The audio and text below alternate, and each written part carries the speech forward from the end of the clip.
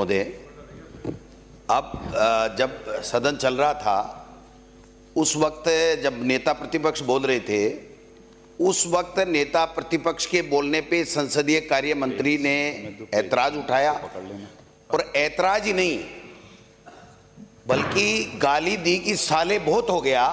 इससे बड़ा दुर्भाग्य कोई हो नहीं सकता है, इससे बड़ा कोई दुर्भाग्य नहीं हो सकता कि संसदीय कार्य मंत्री नेता प्रतिपक्ष को गाली दे।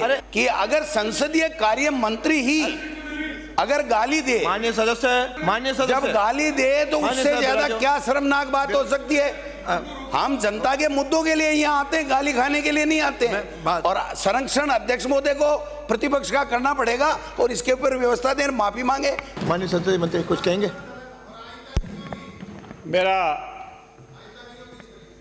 न तो कभी हुई है न कभी होगी। मेरा अध्यक्ष महोदय लंबे समय का इस विधानसभा का अनुभव रहा है। मैं स्वयं, मेरे दल के सभी साथी, चाहे विपक्ष में है चाहे पक्ष में है, हम हमेशा अपने साथियों का मान सम्मान और आदर करते हैं। अपनी बात पूरी प्रभावी ढंग से रखता है, इसमें कोई कमी भी नहीं रखते हैं। और न हमारा कभी आशय रहा है किसी की मान मर्यादा को ठेस पहुंचाना या असंसदीय शब्द बोलने का। क्योंकि ऐसा कभी मन भी नहीं रहा है, न कभी ऐसा बोलने का प्रयास ही करता है, न कभी किया है, न कभी भविष्य में करेंगे। क्योंकि जब मैं चाहता हूं कि मेरे साथ मान सम्मान हो तो मैं भी चाहता हूं दूसरे के मेरे से भी अधिक मान और सम्मान हो। इसमें किसी कोई वजह नहीं है।